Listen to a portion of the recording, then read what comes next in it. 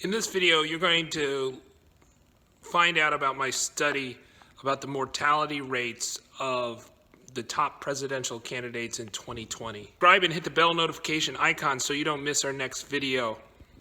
It's a very high chance that the top two, number 1, 2, and 5 in the national polls, Joe Biden, Bernie Sanders, and Michael Bloomberg, have about a 50-50 chance of surviving 2 terms, and they have about a 1 in 4 chance of surviving their first term.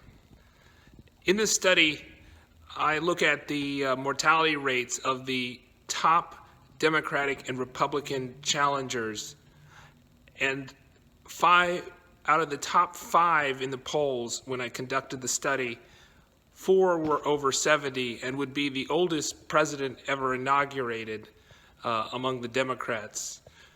When they take office in 2021, the oldest president, of course, was Donald Trump. 2020 Presidential Candidates' Probabilities of Dying in Office by Linus Wilson, Associate Professor of Finance, Department of Economics and Finance, B.I. Moody III, College of Business, University of Louisiana at Lafayette. The views expressed are of the author alone. A year from the inauguration, 4 of the top 5 Democratic 2020 U.S. presidential election candidates in the polls are in their 70s. Using actuarial data and the history of presidential assassinations, the top 2 contenders, former Vice President Joe Biden and Vermont Senator Bernie Sanders, have a 24 to 29% chance of not surviving to the end of a hypothetical first term. The 77 and 78-year-old men's chances of dying before the end of the second term as POTUS are between 46 and 56%. Introduction. Generations of Americans have never lived to see an American president die in office. Indeed, the last president to die was John F. Kennedy, who in 1963 died from an assassin's bullet at the relatively young age of 46 years. That was over 56 years from the start of the first in the nation nominating contest in 2020, the February 3rd Iowa Democratic Caucuses. You would have to go back to Franklin D. Roosevelt's death in office in 1945, in his record 4th term in office, to find a U.S. president who died of natural causes. To be alive for that event in 2020, someone would have to be 74 years old. To have voted for FDR, someone would have to be at least 96 years old. The voting age was not lowered from 21 to 18 years old until March 21st, 1971, with the ratification of the 26th Amendment to the U.S. Constitution. According to Panetta 2020, on January 20th, 2017, Donald Trump became the oldest president to be sworn into his first term at 70 years, 222 days old. Joseph Biden, Bernie Sanders, and Michael Bloomberg, aged 77, 78, and 77, were at least 3 years older than Donald Trump, who was 73 on January 15, 2020. Biden, Sanders, and Bloomberg were 1st, 2nd, and 5th in the Real Clear Politics Democratic polling average that day. The 3rd place Democratic candidate, Elizabeth Warren, on that date was 70 and would be older than Donald Trump was at his inauguration in 2017 if she won the election and took office on January 20th, 2021. The likely winner of the 2020 election, based on betting markets, will be pushing the bounds of life expectancy at birth at some time during his or her tenure in office. He or she will be likely the oldest person to take the oath of office of President of the United States. This paper seeks to quantify the chances that the leading candidates will die before their first or second term in office using actuarial life expectancy data. Former Vice President Joseph Biden, Vermont Senator Bernie Sanders, and billionaire Michael Bloomberg have a 24 to 29% chance of dying before the end of their first term as President of the United States, depending on how we account for the chances of assassination. With a year to go from the January 20th 2021 inauguration, those same leading Democratic challengers have a 46 to 56% chance of not surviving 2 terms as President of the United States, POTUS. Kensky and Jameson 2010 found that perceptions of septuagenarian Republican nominee John McCain changed through the course of the 2008 election. Voters increasingly perceived him as too old as Election Day neared. Thus, the current preferences for older candidates by voters may change as the 2020 election progresses. Senator McCain died in 2018 at the age of 81, according to Pitzel 2018. If the field of viable candidates survives to Inauguration Day, January 20th, 2021, this paper finds that there is a 16 to 21% chance that the man or woman sworn in will die before the end of his or her 4-year presidential term in January 20th, 2025. In Section 2, we discuss our data collection and how we determined if a 2020 presidential candidate was viable. In Section 3, we discuss the death probability calculations in Table 2. In Section 4, the paper concludes. Section 2, Data. 2.1, Sample Selection Criteria. We sought to look at viable declared candidates for president in the 2020 election and determine the probabilities that they would survive their full term or terms as POTUS.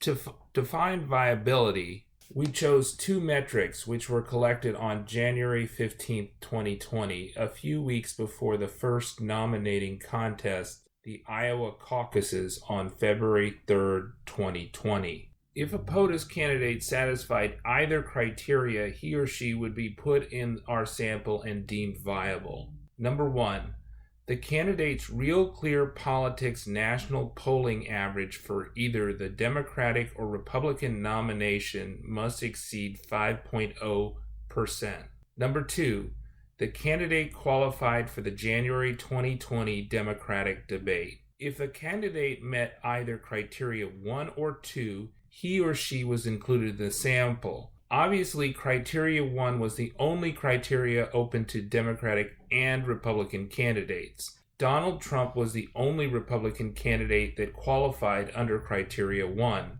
There were no declared independent candidates for POTUS in 2020, polling over 5.0% on January 15, 2020, when the sample was selected. It is unheard of for an incumbent president to lose the nomination from his party. Thus, it is not surprising that no Republican candidates were viable under this criterion except President Donald Trump. Billionaire businessman and former independent New York City Mayor Michael Bloomberg, who was running in the 2020 Democratic primary but not competing in the first 4 contests, also qualified for viability under the first Real Clear Politics average polling criteria. The other Democratic candidates that qualified either met Standard 1 and 2 or only Standard 2. The second viability test qualifying for the January 2020 Democratic debate had 2 criteria according to Camisar et al. 2020. First, it had a polling threshold. The polling threshold was met if either was true. A, the candidate had at least 4 qualifying early state, first 4 Democratic nominating state contests, or national Democratic nominating polls where he or she got at or over 5% of the vote. B, the candidate had at least 2 qualifying early state, first 4 Democratic nominating state contests, polls, where he or she met or exceeded 7% of the vote. Of the candidates, Casimir et al. Identified former Vice President Joseph Biden, former South Bend, Indiana Mayor Pete Buttigieg, Minnesota Senator Amy Klobuchar, Vermont Senator Bernie Sanders, and Massachusetts Senator Elizabeth Warren as meeting both criteria A and B. Billionaire businessman Tom Steyer met only criteria B. Billionaire former New York City Mayor Michael Bloomberg only met criteria A. To qualify for the January debate, either or both A and B had to be met and the donor criteria C below needed to be met. The Democratic presidential candidate had to raise money from 225,000 unique donors and have at least 1,000 donors in each of 20 states. Of the candidates who qualified for one or both of the polling criteria, only Michael Bloomberg did not qualify for the January 2020 Democratic debate because he lacked the donor base to satisfy criteria C. Nevertheless, Mr. Bloomberg was included in our sample under the same criteria that Donald Trump was. He satisfied the viability criteria 1, that his Real Clear Politics polling average in his respective primary met or exceeded 5%. Bloomberg's average was 6.6%. Billionaire Tom Steyer and Senator Amy Klobuchar were the only two Democratic candidates that met viability test 2, but not 1. Their RCP polling averages were 2.2 and 3.2% on our sample selection date of January 15, 2020. Section 2.2, Life Expectancy Data. We got the actuarial data on life expectancies and the annual death probabilities by age and years and gender from the Social Security Administration Office of the Chief Actuary. We used the most recent table dated 2016, which was available on January 15, 2020, our data collection date. The 2016 actuarial tables from the Social Security Administration are the same data used in Olshansky et al. 2019. Nevertheless, Olshansky 2011 argues that U.S. presidents have more often than not exceeded the life expectancy of men of their generation. Thus, it is possible that presidents, due to wealth, education, or health care, tend to beat the actuarial averages. It is not clear if any of these results in Olshansky are statistically significant. Moreover, Olshansky 2011's assumption that presidents age at twice the normal rate in office would make a one-term president 4 years older than he actually was. Thus, a president who died before the average men of his actual age could be listed in Olshansky as beating the average because 4 extra years were added to his study age, because the actual ages of the viable candidates were obtained from Panetta 2020. Panetta 2020 gave President Trump's age in days and years on January 20th, 2017, his inauguration. Panetta 2020 gave all the other viable candidates, the Democratic challengers, days and years old at the January 20th, 2021 inauguration date. We used the data in Panetta 2020 to calculate the dates of birth of the 8 viable candidates. Dates of birth were calculated by subtracting the days from the inauguration date that ages referenced. Days between the date of birth and the relevant inauguration date were calculated as years old times 365.25 plus days old. We don't distinguish between the health levels of 2 candidates of identical sex and age. A man whose age rounds down to 77 years has the same death probability in the next year in our analysis as another man with a rounded down age of 77 years. Thus, we give Michael Bloomberg the same death probability as Joe Biden. They are approximately 77 years old, between 77.00 and 77.99 years old on January 20th, 2020, the beginning of our analysis period. Our analysis makes no distinction between the 70-year-old Senator Sanders' health history and the health history of an average 78-year-old man in the Social Security data. Thus, his heart attack on October 1st, 2019, which is described by Ember, does not affect our assessment of his mortality. Olshansky et al. 2019 was also unable to adjust for medical histories of its sampled candidates due to incomplete medical data provided by the POTUS candidates. Because the actuarial data on death probabilities is presented by the whole years old, the candidate's age at January 20th, 2020 and the subsequent years studied, always on January 20th, was rounded down to the nearest whole year. A year was defined as 365.25 days in this study to account for leap years. 4 of the 44 presidents have been assassinated according to Chevelle et al. 2008. This implies a much higher murder rate than in the United States population as a whole. Eldridge 2016 notes that due to Grover Cleveland being the 22nd and 24th POTUS, the U.S. has only had 44 different men holding the office inclusive of Donald Trump. The U.S. homicide rate, murders per 100,000 people in a year, was 5.3 per 100,000 population in 2010, according to Grinstein and Hemingway 2016. That is a 0.0053% chance of being murdered for a typical American in 2010. The first U.S. President, George Washington, took office on April 30th, 1789. That is over 230.7 years of presidential history, with only one president at a time. The percent murder rate for U.S. presidents is 4 divided by 230.7. That is about 1.7337%.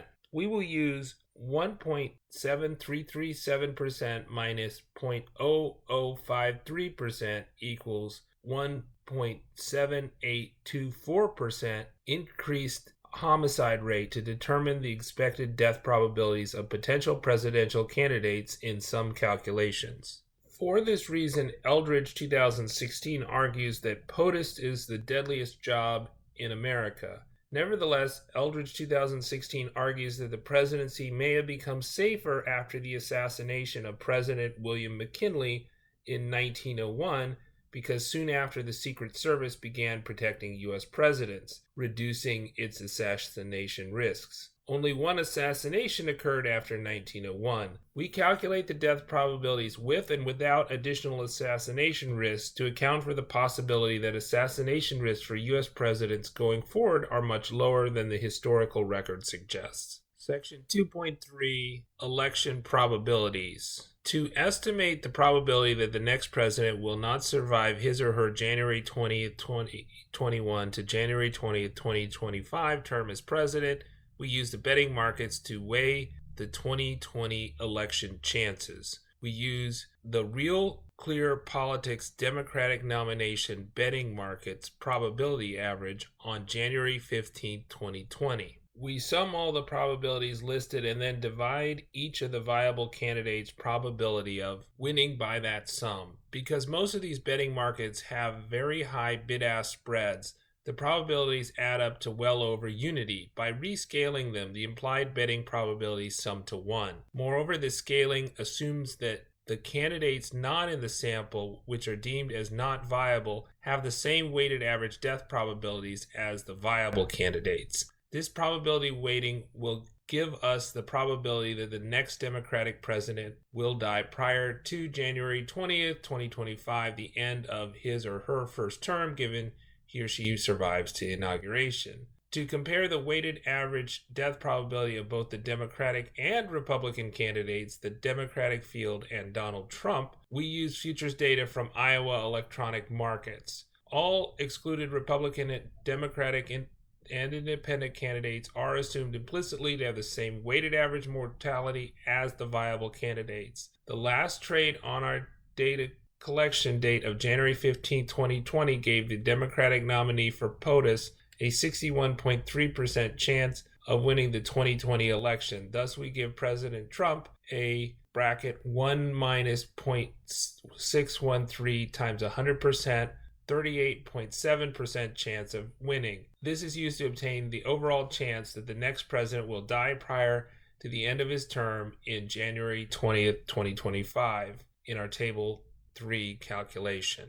Section 3, Analysis and Results. We want to convert the annual death probabilities by age and gender from the Social Security Administration into the probability that the Democratic presidential candidate in our sample will survive to the end of the presidential term ending January 20th, 25, and the subsequent term January 20th, 2029. We find the rounded down age of each eye of the viable Democratic candidates and find their next year death probabilities DIT in year T equals 0, 1, 2, 3, 4, 5, 6, 7, and 8. Let I equals 1, 2, 3, 4, 5, 6, and 7 map to the gender and age pairs for Joe Biden, Bernie Sanders, Elizabeth Warren, Pete Buttigieg, Michael Bloomberg, Amy Klobuchar, and Tom Steyer, respectively, in year T.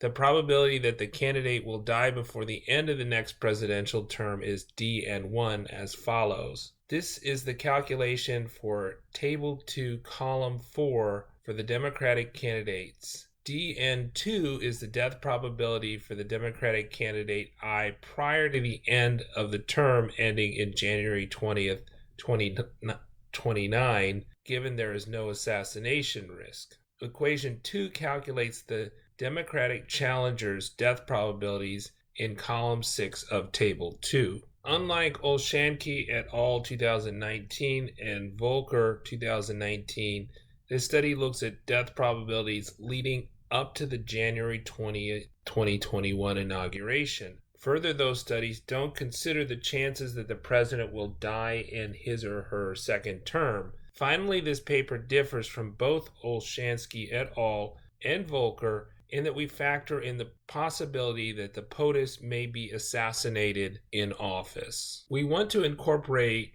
the assassination risk that we calculated to be an additional 1.7824% annual increased homicide rate for U.S. presidents relative to the typical American. In the equation for DA1, we calculate the death probability by January 20th, 2025, contingent on the Democratic candidate I being elected with the assassination risk. The calculation DA2 incorporates the increased assassination risk for the second term, given the Democrat is elected and re-elected if he or she survives that long. Since Donald Trump is the current president, he is closer to the 22nd Amendment's prohibition on the third presidential term than his challengers. The mortality calculation for him was different. Let RT be the actuarial probability that he dies in year T will 0, 1, 2, 3, and 4, given he is 73 years old in year 0, January 20th, 2020. RN1 is the probability that Donald Trump dies before the end of his first term on January 20th, 2021, given there is no heightened murder risk because he is POTUS.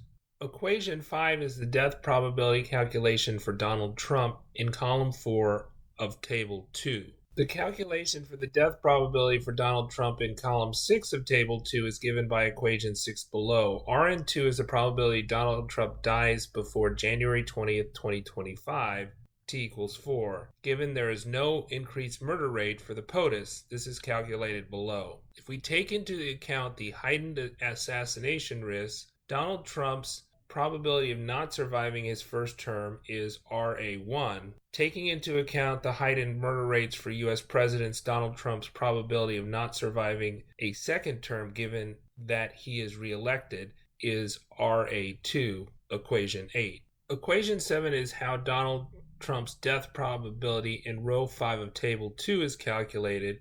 Equation 8 shows how Donald Trump's death probability in row 7 of Table 2 is calculated. The probability that the next president will die in office is calculated from inauguration day, January 20th, 2021, to the end of his or her term on January 20th, 2025. We assume that the nominees will not die before inauguration day in this analysis. Further, we assume that the candidates who were deemed not viable have the same mortality risk as the weighted average of the field. President Trump has a 100% chance of winning the nomination for the Republican Party since there are no viable challengers in the sample. No independent challengers were deemed viable on the date of data collection, January 15, 2020. The chances of the 7 viable Democratic candidates are given by the betting market probabilities. The Democratic challenger's chance of winning the election is assumed to be independent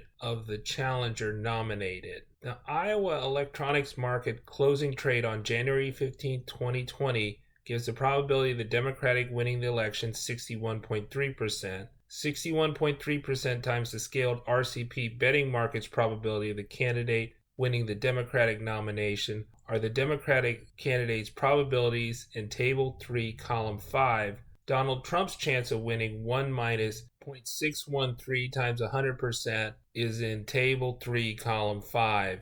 We denote these probabilities by WJ, where J equals 1, 2, 3, 4, 5, 6, 7, and 8, and maps to Joe Biden, Bernie Sanders, Elizabeth Warren, Pete Buttigieg, Michael Bloomberg, Amy Klobuchar, Tom Steyer, and Donald Trump, respectively. The probability that the next president will die between January 20th, 2021 and the end of his term on January 20th, 2025, given that he survives to the start of the term, is PN1. For PN1, we assume there is no additional assassination probability. The probability that the next president will not survive his or her term, given that he survives to inauguration, is PN1 equals 16.05%. For PA1, we factor in the increased risk of assassination. This is the probability that the next president will not survive his or her term, given that she survives to inauguration, but also faces assassination risk. The PA1 calculation is summarized below.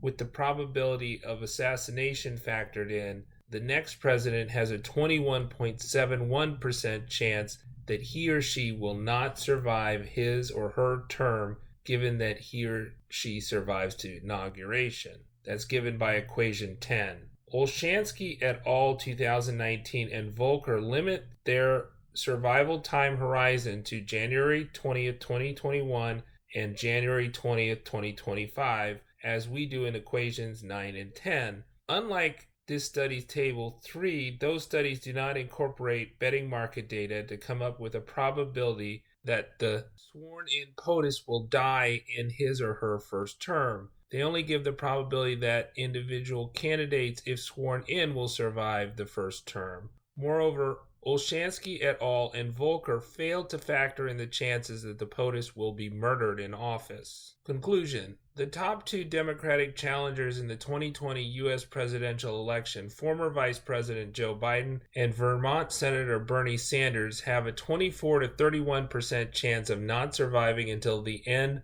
of their hypothetical first term as president on January 2025. Those men in their late 70s have a roughly 50-50 chance of surviving through their second term as president. This paper uses actuarial data to predict the death probabilities of the top candidates in the 2020 presidential election. In all likelihood, the next president to take the oath of office will be the oldest to do so in history. Even if all the viable candidates survive to inauguration 2021, the probability that that person will die in this upcoming presidential term is 16 to 21%. Over 10 months out from the 2020 election, polled voters have a high tolerance for candidates who have high mortality risks. It will be interesting to see if their preferences for septuagenarians change as election day nears, as Kensky and Jameson found